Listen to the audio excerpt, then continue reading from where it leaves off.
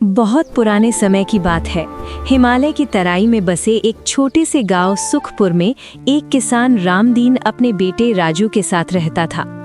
एक शाम जब रामदीन थका हारा घर लौटा, अपने जूते उतारे और चारपाई पर गिर पड़ा। राजू ने उनके पैर दबाने शुरू किए। अरे राजू, रहने दे। चुप रहिए बाबूजी, आप बहुत थक गए हो। थोड़ी देर चुप रहने के बाद राजू ने कहा, बाबूजी, कल से मैं भी आपके साथ खेत पर चलूंगा। अरे नहीं बेटा, तू पढ़ लिख, खेत का काम मेरा है। नहीं बाबूजी, जब आप इतनी मेहनत करते हो और मैं बस देखता रहूं, ये मुझसे नहीं होगा। माँ नहीं है तो क्या हुआ, मैं हूं ना, आपका बेटा हूं। आपका हाथ बटाना मेरा फर्ज है। रामदीन की आंखें भर आईं। उन्होंने राजू को गले लगाया और धीरे से कहा, तेरी माँ होती तो बहुत खुश होती आज। दोनों देर तक उसी तरह बैठे रहे।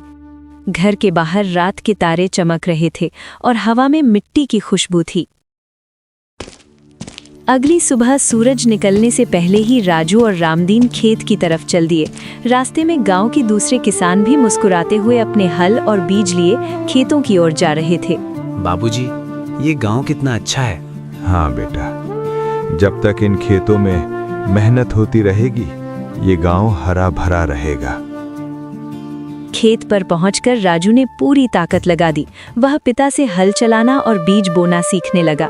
दोपहर तक उसके हाथों में छाले पड़ गए और पसीना बहने लगा, पर उसने एक बार भी शिकायत नहीं की। थक गया? रुक जा थोड़ा। आप रोज ये करते हो बाबूजी, मैं एक दिन में थक जाऊं तो शर्म की बात है। शाम को दोनों ने मिलकर अनाज की बोरियां तैयार की। थके तो थे, लेकिन दिल में एक अजीब सी खुशी थी, साथ काम करने की खुशी। अगले दिन वे अनाज बेचने बड़े और शोर शराबे वाले बाजार पहुंचे। राजू के लिए ये सब नया और अद्भुत था। वे सेठ मोतीलाल के पास गए, जिसने अनाज को परखते हुए नाक भौं से कोड़ी और बोला, इसमें ज्यादा कुछ नहीं है, दोनों बोरियों के मिलाकर 20 रुपए दे सकता हूँ। रामदीन चुप हो गए। वह हमेशा से जो मिल जाए ले लेते थे, पर राजू आगे आ गया। उसने सेठ की आंखों में आंखें डालकर शांत आवाज में कहा, सेठ जी, ये अनाज उगाने के लिए हमने 6 महीने काम किया है। सुबह 4 बजे उठना, धूप में जलना, बारिश में भीगना। देखिए मेरे पिता के हाथ, इन पर जो गट्टे हैं, ये उनकी मेहनत की कहानी है। और आप 20 रुपए की बात कर रहे हैं? ये तो बेइज्जती है सेठ जी, मेहनत की बेइज्जती। सेठ थोड़ा हिचकिचाया। ठीक है, 30 दे देता हूँ। नहीं सेठ जी, इस अनाज की सही कीमत 50 रुपए है, कम में नहीं देंगे। बहुत ज्यादा मांग रहे हो। कोई बात नहीं सेठ जी, वो सामने हरिया काका की दुकान है, उनके पास जाते हैं। सेठ ने देखा कि ये लड़का मानने वाला नहीं है। उसने कहा, रुको रुको, लाओ 50 रुपए देता हूँ। घर लौटते हुए रामदीन ने कहा, बेटा, आज तूने मुझे बहुत कुछ सिखाया। बाबूजी, मेहनत करने वाले को अपनी कीमत खुद बतानी पड़ती है। चुप रहोगे तो दुनिया कम आंकती रहेगी। कुछ हफ्तों बाद एक अजीब और शांत शाम को जब पक्षी तेजी से घोंसलों की ओर लौट रहे थे, राजू और रामदीन जंगल के पास से गुजरे। तभी अचानक उन्हें किसी के रोने की आवाज सुनाई दी। बाबूजी, ये क्या है? रामदीन ने कान लगाया। कोई जानवर लगता है, चलो देखते हैं। आवाज का पीछा करते हुए उन्होंने देखा कि एक जादूगर काले पत्थरों के बीच एक फंसी हुई हिरनी पर काला धुआं छोड़कर मंत्र पढ़ रहा था। हिरनी की डरी हुई आंखें देख राजू खुद को रोक न सका और बोला, रुकिए, ये क्या कर रहे हैं आप इस बेचारी जानवर के साथ? जादूगर ने पलटकर देखा। उसकी आंखें पीली थीं और उसके चेहरे पर अजीब सी लकीरें थीं। कौन हो तुम? दूर हो जाओ यहाँ से, मेरे काम में दखल मत दो। नहीं दूंगा दखल, ये मासूम जानवर है, इसने आपका क्या बिगाड़ा? ये मेरी साधना है, मुझे अपना काम पूरा करना है। राजू सीधे जाल के पास गया और हिरनी को छुड़ाने लगा। जादूगर आगे बढ़ा, रामदीन ने उसे रोका। इसी खींचतान में जादूगर का मंत्र टूट गया। जादूगर थरथराने लगा, उसका चेहरा क्रोध से लाल हो गया। तूने मेरी साधना बर्बाद कर दी, इसका परिणाम भुगतेगा तू। जादूगर ने मंत्र पढ़कर राजू पर पानी फेंका, पर रामदीन उसे बचाने के लिए सामने आ गए। देखते ही देखते रामदीन का पूरा शरीर कठोर पत्थर में बदलने लगा। बाबूजी, पर अगले ही पल रामदीन एक पत्थर की मूर्ति बन चुके थे। जादूगर ने ठहाका लगाया, अब देखता हूँ कैसे बचाता है अपने बाप को। इस जादू को तोड़ना किसी के बस की बात नहीं। और वो काले धुएं में गायब हो गया। राजू पत्थर की मूर्ति के सामने घुटनों के बल बैठ गया। उसकी आंखों से आंसू झरझर बह रहे थे। बाबूजी, बाबूजी। काफी देर बाद राजू ने महसूस किया कोई उसे देख रहा है। उसने पलटा, वह हिरनी अभी भी वहीं थी। उसकी बड़ी बड़ी आंखें राजू पर टिकी थीं। जाओ, तुम आजाद हो। हिरनी नहीं गई। फिर कुछ अजीब हुआ। हिरनी के मुंह से आवाज निकली, रो मत बेटा, अभी वक्त नहीं है रोने का। तुम बोल सकती हो? हाँ, मैं कोई साधारण हिरनी नहीं हूँ। तुमने आज मेरी जान बचाई, अब मैं तुम्हारी मदद करूंगी। मेरे पिता को कैसे वापस लाऊं? पूरब दिशा में एक बड़ा बरगद का पेड़ है जो सैकड़ों साल पुराना है। वहाँ एक महान साधु रहते हैं, बाबा नीलकंठ। वही इस जादू को तोड़ने का रास्ता बता सकते हैं, लेकिन रास्ता लंबा और कठिन है। राजू खड़ा हो गया। उसने अपने पिता की पत्थर की मूर्ति को देखा। उनका चेहरा शांत था, जैसे वह सो रहे हों। उसने धीरे से उनके पत्थर के हाथ को छुआ और कहा, बाबूजी, मैं आपको वापस लाऊंगा, वादा है। राजू हिरनी के साथ चल दिया। रास्ता लंबा था, जंगल घना होता जा रहा था। पेड़ इतने ऊंचे थे कि ऊपर आसमान दिखना बंद हो गया। बीच बीच में अजीब आवाजें आती थीं। डर नहीं लगता तुम्हें? डर तो लगता है, लेकिन डर से भागने से कुछ नहीं मिलता। डर का सामना करने से मिलता है। राजू हिरनी की बात मानकर आगे बढ़ा और एक विशाल बरगद के पास पहुंचा। वहां एक शांत और लंबी दाढ़ी वाले वृद्ध साधु ध्यान में बैठे थे। राजू के चुपचाप बैठने के कुछ देर बाद साधु ने आंखें खोलीं और मुस्कुराए। बहुत दूर से आए हो बेटा, और बहुत भारी बोझ लेकर आए हो। बाबा, मेरे पिता को एक दुष्ट जादूगर ने पत्थर बना दिया है। मुझे उन्हें वापस लाना है। साधु ने आंखें बंद की, कुछ देर शांत रहे, फिर बोले, बेटा, ये काम आसान नहीं है। उस जादूगर का नाम काल केतु है। वो सैकड़ों साल से काले जादू की शक्ति इकट्ठा कर रहा है। उसके जादू को तोड़ने के लिए तुम्हें 5 दिव्य वस्तुएं लानी होंगी, जो 5 अलग अलग स्थानों पर हैं। पहली, नीले पहाड़ की सबसे ऊंची चोटी पर एक चील का सुनहरा पंख है, जो उसने स्वयं अपने पंख से दिया है। दूसरी, काली नदी के गहरे तल में एक चांदी का पत्थर है, जो हजारों साल से वहां है। तीसरी, बंजर रेगिस्तान के बिल्कुल बीच में एक हरा जादुई बीज है, जो जमीन के नीचे दबा है।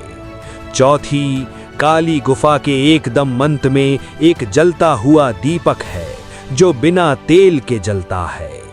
पांचवी, सबसे ऊंचे बादल के ऊपर एक सफेद जादुई फूल है, जो हर 100 साल में एक बार खिलता है। मैं ये सब लाऊंगा बाबा। बेटा, हर जगह पहुंचने पर तुम्हें एक परीक्षा देनी होगी। हर परीक्षा में तुम्हारे मन, आत्मा और चरित्र की जांच होगी। सच बोलोगे तो रास्ता मिलेगा, झूठ बोला या लालच किया तो रास्ता बंद हो जाएगा। और एक बात, रास्ते में तुम्हें ऐसे लोग मिलेंगे जो तुम्हें रोकने की कोशिश करेंगे।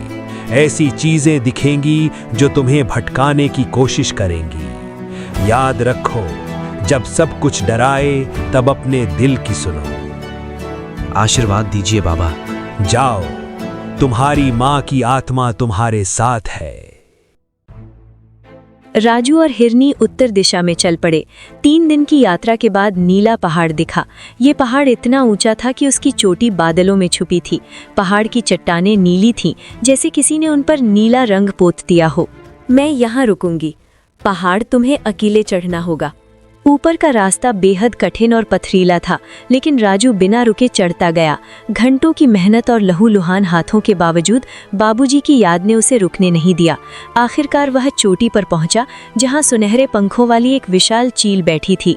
रुको, आगे आने से पहले मेरे सवाल का जवाब दो। अपनी सबसे बड़ी कमजोरी बताओ। झूठ बोला तो मैं जान लूंगी। राजू ने एक पल सोचा।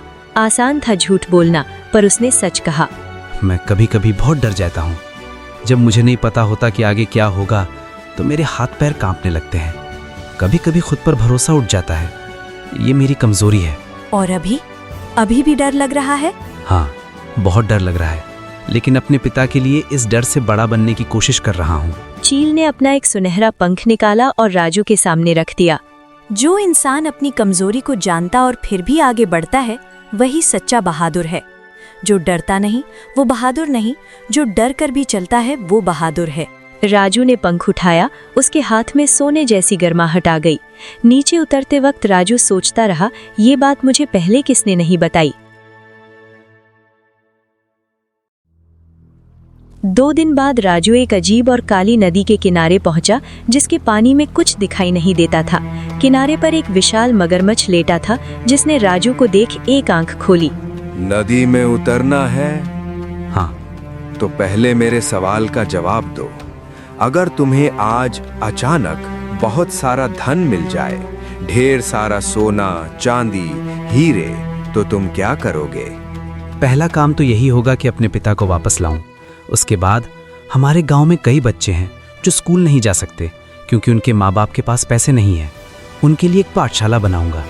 गांव में एक कुआं बनाऊंगा जहां से सबको साफ पानी मिले, और जो बीमार हैं उनके लिए एक वैद्य की व्यवस्था करूंगा। और अपने लिए? अपने लिए बस एक अच्छी सी जिंदगी जिसमें बाबूजी खुश हों। मगरमच्छ ने आंखें बंद की और कहा, ज्यादातर लोग यही कहते हैं कि दूसरों के लिए करेंगे, पर उनकी आंखों में लालच दिखता है। तुम्हारी आंखों में सच्चाई है। जाओ। राजू ने ठंडी काली नदी में डुबकी लगाई। गहरे तल में टटोलते हुए उसे एक चमकीली रोशनी दिखी। उसने वह जादुई चांदी का पत्थर उठाया और बाहर आ गया, जिसकी चमक से पूरा किनारा रोशन हो गया। अगली यात्रा और कठिन थी। 3 दिन चलने के बाद एक बंजर रेगिस्तान शुरू हुआ। न पेड़, न पानी, न छाया, बस रेत ही रेत। सूरज सीधे सिर पर जलता था। ये रेगिस्तान बहुत बड़ा है, हमें बीच तक पहुंचना है। तपती रेत में चलते हुए राजू प्यास से तड़पने लगा। तभी उसे रेत में एक बेहाल बूढ़ा आदमी दिखा, जिसकी सांसें प्यास के कारण उखड़ रही थीं। राजू उसे देख तुरंत रुक गया। भाई, कहाँ से आए हो? 2 दिन से पानी नहीं, बहुत थक गया हूँ। राजू के मन में द्वंद्व छिड़ गया, पर बूढ़े की जान बचाने के लिए उसने अपनी आखिरी मटकी भी उसके सामने रख दी। लो, सब पी लो। बूढ़े ने पानी पिया। उसकी सांस धीरे धीरे सामान्य हुई। फिर अचानक वह बूढ़ा हंसा और उसकी हंसी में एक जादुई चमक थी। वह खड़ा हुआ और उसकी थकान, उसकी कमजोरी सब गायब थी।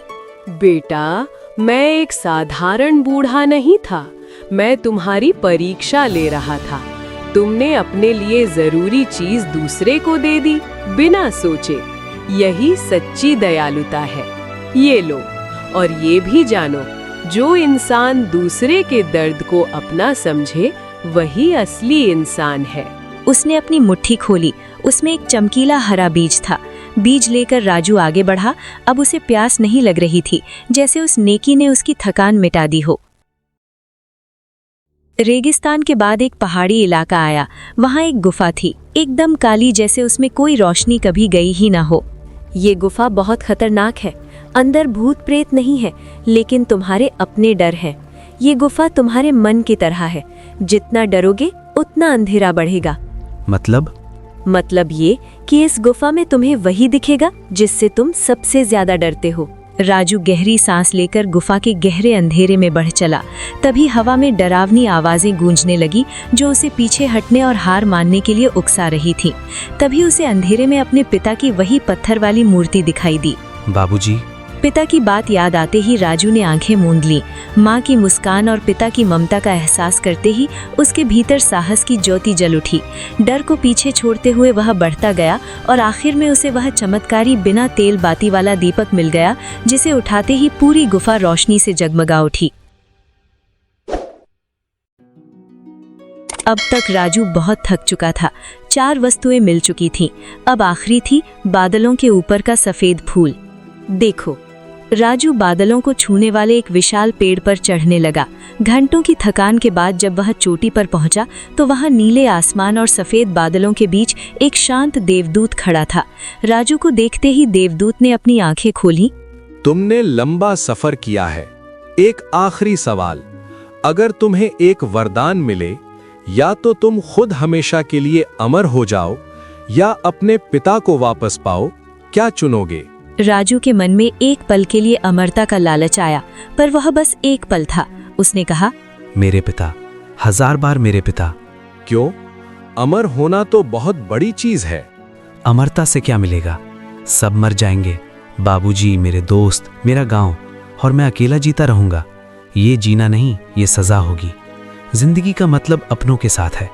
उनके बिना 1000 साल जीने से बेहतर है उनके साथ एक दिन जीना। देवदूत की आंखें भर आईं। सदियों से मैं ये परीक्षा लेता आया हूँ। बहुत कम लोग ये जवाब दे पाए हैं। जाओ, तुम्हारे पिता तुम्हारा इंतजार कर रहे हैं। उसने एक सफेद फूल राजू के हाथ में रखा। राजू 5 वस्तुएं लेकर वापस साधु बाबा के पास लौटा। साधु बाबा ने एक एक वस्तु को ध्यान से देखा। सुनहरा पंख, चांदी का पत्थर, हरा बीज, जलता दीपक, सफेद फूल। उनके चेहरे पर संतोष का भाव आया।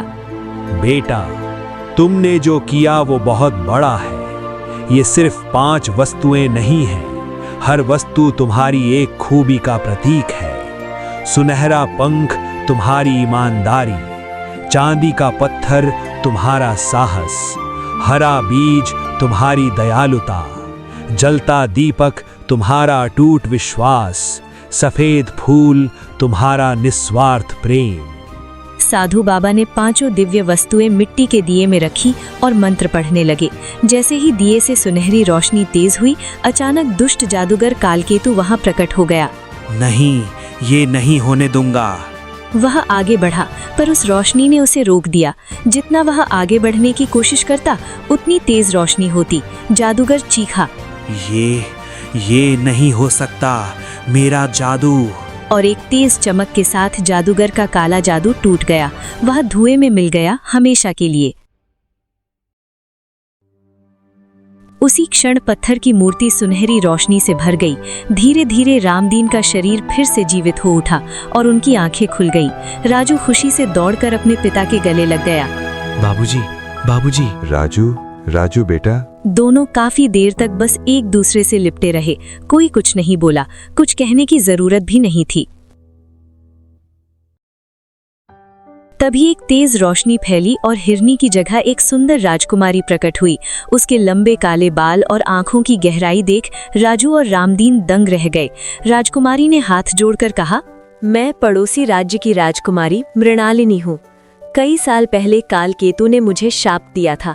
उसने कहा था, जब तक कोई निस्वार्थ भाव से मेरी जान नहीं बचाएगा, मैं इसी रूप में रहूंगी।